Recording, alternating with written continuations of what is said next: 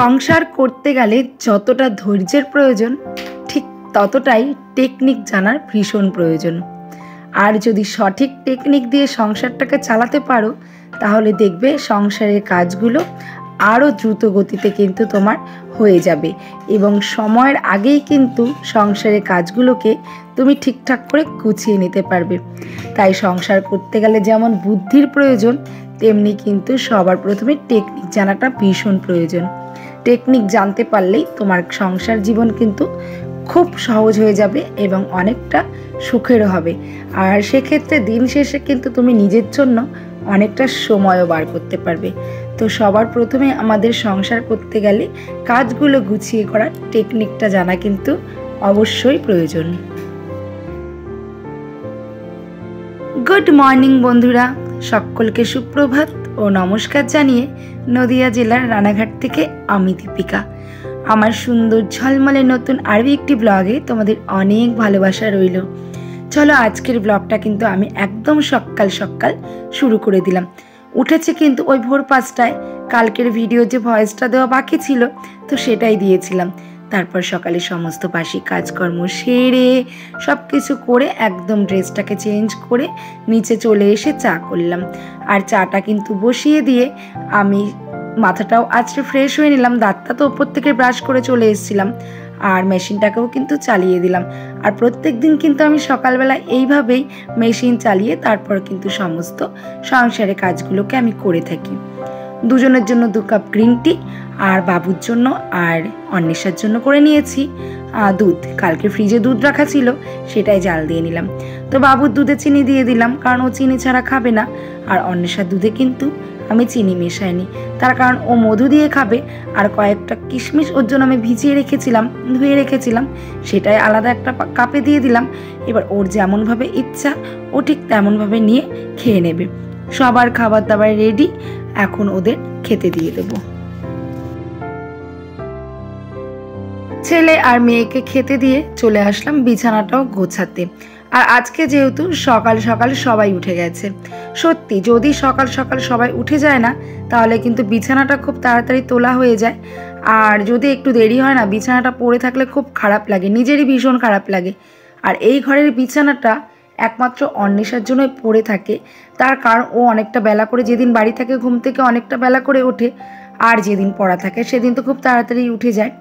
তবে খুব তাড়াতাড়ি যদি ওঠা হয় আর ঘরের যদি বিছানাটা আগে আগে তোলা হয় তাহলে দেখবে ঘরের অর্ধেক কাজ যেন পরিষ্কার হয়ে যায়। আর যতক্ষণ না বিছানা তুলবো ততক্ষণ মনে হবে ইস, মানে সব কাজ পড়ে আছে, ঘরটা কি নোংরা হয়ে আছে। ঠিক এমন একটা চিন্তা ভাবনাই কিন্তু আমাদের মনের মধ্যে আসে।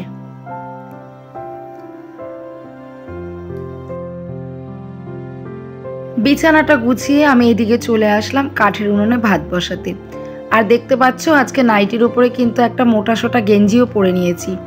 আর এই গেঞ্জিটা আমার প্রত্যেক বছর শীতকাল হলে এই গেঞ্জিটা আমি বার করে নিই, তার কারণ মেশিনের কাজ করি তো চাদর জড়িয়ে একদম করা যায় না, চাদরে কালি লেগে যায়, নয়তো চাদর পেঁচিয়ে যায়।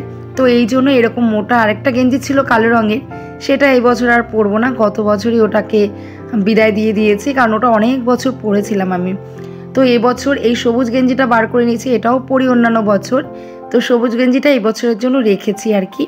আর এই গেঞ্জিটা পরলে না ভীষণ পরিমাণে গরমও লাগে আর না বেশ কাজ করে একটু আরাম হয়। যেহেতু আমরা মেশিনের কাজ করি চাদর টাদর মানে জড়িয়ে যাওয়ার চান্সটা বেশি থাকে আর কালি লাগার তো প্রচণ্ডই চান্স থাকে। তো সেই কারণে এই টাইপসের গেঞ্জি পরে কাজ করা কিন্তু ভীষণই মানে সেফটি এবং নিজস্ব একটা আরাম। এদিকে আমি মানে কাঠের উনুনে ভাতটা চাপিয়ে দিয়েছি আর সকালে কিছু বাসনপত্র বাইরে বার করে রেখেছিলাম। তো সঙ্গে সঙ্গে সেই বাসনপত্র করাও মেজে নিয়ে আমি ঘরে একদম গুছিয়ে রাখলাম। আর ওদিকে ভাতে বেশি করে আর কি উনুনের মধ্যে কাঠ দিয়ে এসছি, তো ভাতটা ভালো মতো হতে থাকুক। আর এদিকে দেখো আমি চলে আসলাম ঘরটাও মুছতে। ওই যে বললাম না, টেকনিক খাটিয়ে কাজ করলে কিন্তু সংসারের কাজগুলো অনেকটাই সহজ হয়ে যায়। এই যদি আমি উনুন পাড়ে বসে বসে খড়ি ঠেলাই দিতে থাকতাম, ভাত নামিয়ে তারপর অন্যান্য কাজকর্ম করতাম, তাহলে কিন্তু আমার অনেকটা বেশি সময় লাগতো আর কাজেরও কিন্তু অনেকটা দেরি হতো। আর এদিকে আমার ভাতটাও হচ্ছে, আবার সেই সাথে কিন্তু আমি গ্যাসে ডালটাও বসিয়ে দিয়ে এসেছি। সকালের জন্য যে ডালটা হবে সেই ডালটাও বসিয়ে দিয়ে এসেছি। তো এদিকে আমার ভাতটাও হয়ে যাচ্ছে, ডালটাও হয়ে যাচ্ছে, আর এদিকে কিন্তু ঘর মোছা বাসন মাজা দুটোই হয়ে গেছে। তো দেখো এই দেখো সকালবেলা আমি এখন করে নিয়েছিলাম জলপাই দিয়ে টক ডাল, আর করেছিলাম ভাত। আর তোমার দাদাভাই বাজার থেকে ঢেলা মাছ এনেছিল, মানে বাজার থেকে বললে বলা ভুল হবে, তার কারণ এটা হচ্ছে বাড়ির উপর থেকে রেখেছে। আর আমাদের বেশিরভাগ মাছটা বাড়ির উপর থেকেই রাখা হয়। যেদিন সবজির খুব প্রয়োজন হয়, সবজি শেষ হয়ে যায়, তখনই একমাত্র বাজারে যায় এবং সেদিনই কিন্তু বাজার থেকে মাছ আনা হয়। আর তাছাড়া বাদবাকি দিনগুলো কিন্তু আমাদের ওই বাড়ির ওপর থেকেই মাছটা রাখা হয়। আর কালকে একটু ফুলকপি আমি রেখেছিলাম বাড়ির ওপর থেকে, আর ফুলকপি আলু দিয়ে মাছের ঝোলটা হবে। আর একটা কথা তোমাদের বলে দিই এইখানে এডিটিংয়ের সময়, এরপরে আমি তরকারি মাছ রান্নার ভিডিওটা করেই গেছি, কিন্তু ভিডিও আর হয়নি। তার কারণ পরে দেখি আমার ফোনের স্টোরেজ পুরো ফুল, আর ভিডিওটা যে কখন অফ হয়ে গেছে আমি নিজেও জানি না। তো এই জন্য রান্নাবান্নার ভিডিও আজকে তোমাদের সাথে কিছুই শেয়ার করতে পারলাম না, শুধুমাত্র এই কাটাকুটি এই পর্যন্তই ইতি রাখতে আমি আর কি বাধ্য হয়েছি, কিছু করার নেই। তো দেখো এই যেখানে ফুলকপিগুলো কেটে নিচ্ছি, আর আলু, আজকে ওই ঢেলা মাছটা ফুলকপি আলু দিয়েই কিন্তু রান্না হয়েছিল।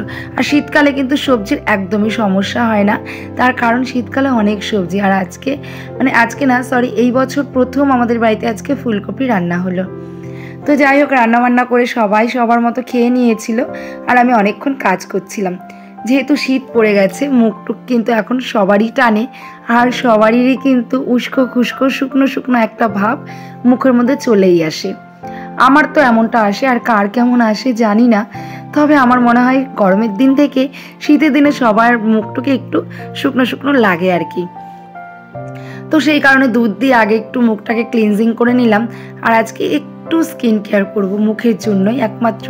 দুধ দিয়ে প্রথমে আমি ক্লিনজিংটা সেরে নিলাম, কারণ শীতকাল পড়েছে তো, আর দুধ দিয়ে ক্লিনজিং কিন্তু মুখের ব্যাপারে ভীষণ পরিমাণে এফেক্টিভ আর ভীষণ ভালো রেজাল্ট দেয়। আর দুধ তো আমাদের 12 মাস থাকে, কিন্তু মানে গরমের দিনে দুধটা মাখি না কেন, তার কারণ মেশিনের কাজ করি, প্রচণ্ড পরিমাণে ঘাম হয়, আর দুধ ওই গলায় টলায় মানে একটা বাজে গন্ধ থাকে, নিজের শরীরের গন্ধ নিজেরই নেওয়া যায় না, এমন একটা লাগে আর কি। এই জন্য আমি আর কি মানে অ্যাভয়েড করে চলি দুধটাকে। আর তাছাড়া শীতের দিনে ঠিক আছে, এই যে আজকে এখন ক্লিনজিং দুধ দিয়ে করে তারপরে একটা বেশ মানে কি বলবো একটা প্যাক করে নিয়েছিলাম বাড়িতেই, যেটা আমি ঘরোয়া উপায় করে থাকি। অনেক ভিডিওতেই তোমাদের বলেছি যে আমি ঘরোয়া উপায়টাই বেশি পছন্দ করি। তো ঘরোয়া উপায় একটা প্যাক তৈরি করে নিয়েছিলাম, তো সেটা মেখে তারপরে স্নানটা করে নিয়েছিলাম। স্নান করার পর এত ঠান্ডা লাগছিল অনেক কি বলবো, তাড়াতাড়ি করে ভাত বেড়ে নিলাম, ভাত বেড়ে একদম চলে এসেছি সোজা ছাদে ভাত খেতে। সত্যি মানে এত শীত করছিল আজকে, আমি জানি না কেন, মানে সকালে যতটা না শীত করছিল, স্নান করে উঠে তো আমি একদমই মানে থাকতে পারছিলাম না। তো তাড়াতাড়ি করে স্নানটা করে একদম ভাত নিয়ে সোজা চলে এসেছি রোদে ভাত খেতে। দেখো আমি একটু টেকনিক কাটিয়ে কাজগুলো করলাম দেখে একদম টাইম মতো আমার সমস্ত কাজকর্মগুলো হয়ে গেল। আবার মেশিনও চালালাম, আবার কিন্তু সুতোও ঘোরালাম। অ্যাকচুয়ালি শুধু সংসারে কাজ করলে হয়তো আমি একটু ঢিলা দিয়ে কাজ করতে পারি, কিন্তু যেহেতু আমাকে তার পাশাপাশি অন্যান্য কাজ করতে হয়, বাড়িতে পয়সার কাজও করতে হয়, তো সেহেতু আমাকে কিন্তু একটু টেকনিক খাটিয়ে কাজগুলো করতে হয়, যাতে আমি সব দিকটা ব্যালেন্স করে চলতে পারি। তো একটু বিকালবেলা রিলস বানানোর জন্য চলে এসেছিলাম ছাদে, আর আমি ছাদে আসলেই সন্ধ্যা লেগে যায়। তো একটু রিলস টিলস বানিয়ে তারপরে দেখছি পাশে একটা বিয়ে যাচ্ছে, বিয়ের অনুষ্ঠান। আর এই দিদিভাইটা দেখেছো, এটা আমার চেনা আর কি, চিনি আমাকে। যেই দেখছে আমি ভিডিও অন করেছি, সেই দেখো কি সুন্দর নাচ করা শুরু করে দিয়েছে।